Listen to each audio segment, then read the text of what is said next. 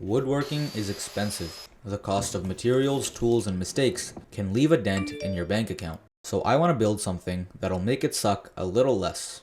See, I want to buy a table saw, but these don't come cheap. So my goal for this project is to make and sell a coffee table to cover the costs. But before I jump to woodworking, I need an idea of what I want this to look like. And there's two main criteria for this table. It needs to be walnut and it needs to be sturdy. But I don't plan on going into debt to buy solid walnut. So I'm gonna have to use some neat tricks to make this coffee table luxury. This table is gonna be made from walnut plywood, but it's gonna look like solid walnut. I ordered 2 sheets, one for this build and one for another in the future. The good part is that I can choose between 4 different grains of walnut for the tabletop. But there's an issue. Plywood is only 3/4 of an inch thick, and I want the tabletop to be 1.5 inches. So what am I gonna do? I'll get to that later. In the meanwhile, I did find the grain that seemed the best, but I saw another issue. The corners of this sheet were messed up, and the edges seemed to be worn out. That meant I was gonna have to trim the edges, which will take off some of the length, but nothing noticeable. If you're wondering why I'm using this green tape, it's because plywood veneers are thinner than the hair on my head, and when you're sawing, the edges can be chipped, exposing the layer beneath.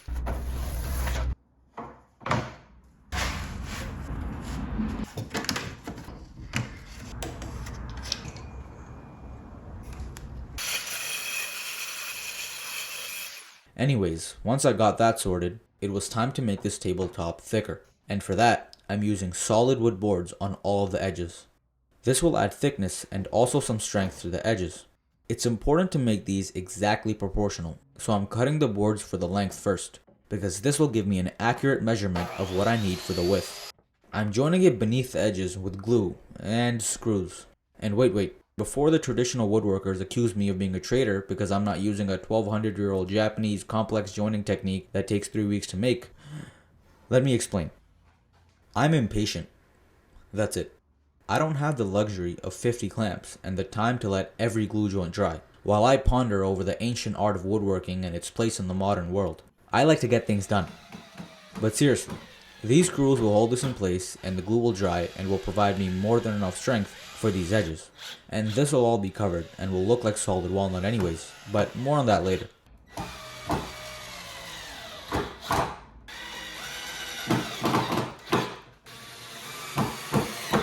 I did have to sand the edges because the solid wood and plywood weren't exactly flush, and I had to do it by hand because if I used an orbital sander, the edges of this veneer would start flying off. I will be making a few more things with the plywood I have left, but I do want to just start using solid wood for my builds now, or at least solid edge banding, which I haven't been able to do for now because I didn't have a table saw, but that's gonna change. These plywood edges are honestly a headache. Anyways, after I got all of these secure, it's time to move on to the legs.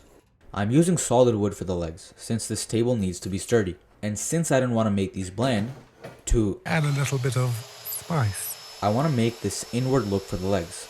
Narrow at the bottom and wider at the top.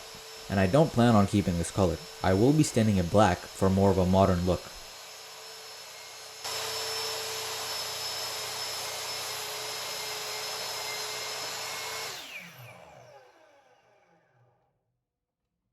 After cutting these down to size, I'm cutting a 10-degree bevel on the edge, which will give the inverted look.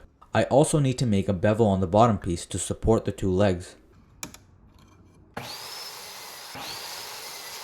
Alright, now that the cuts are done, it's time to join these together.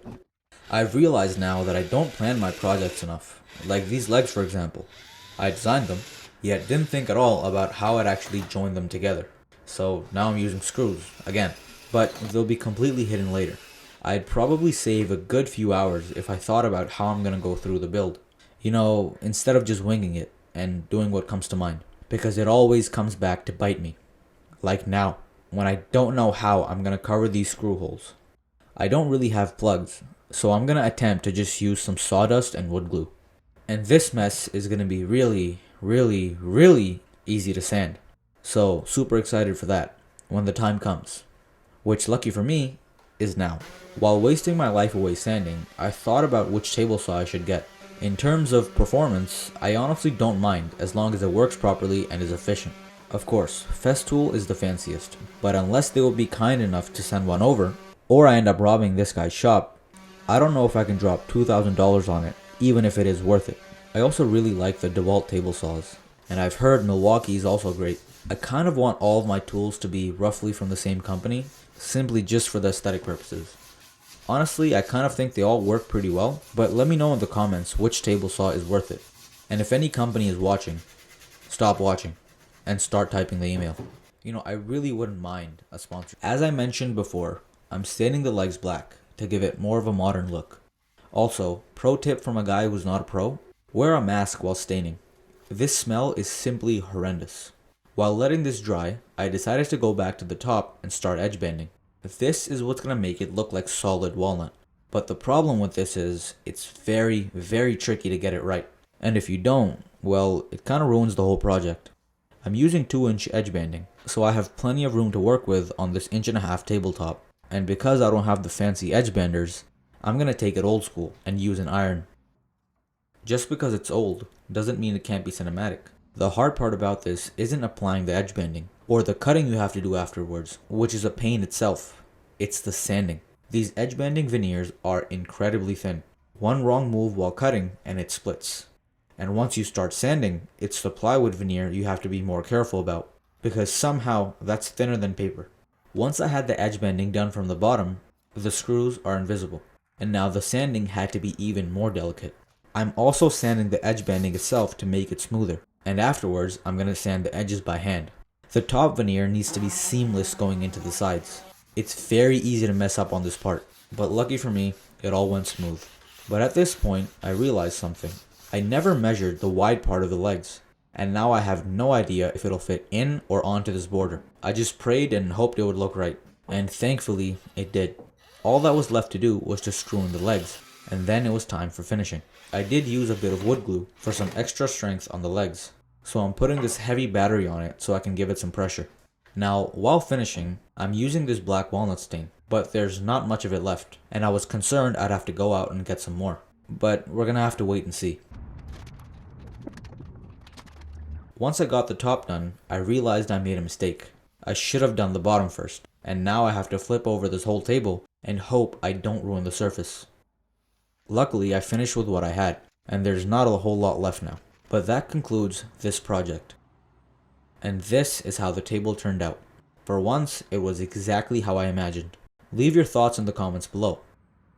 See you in the next one.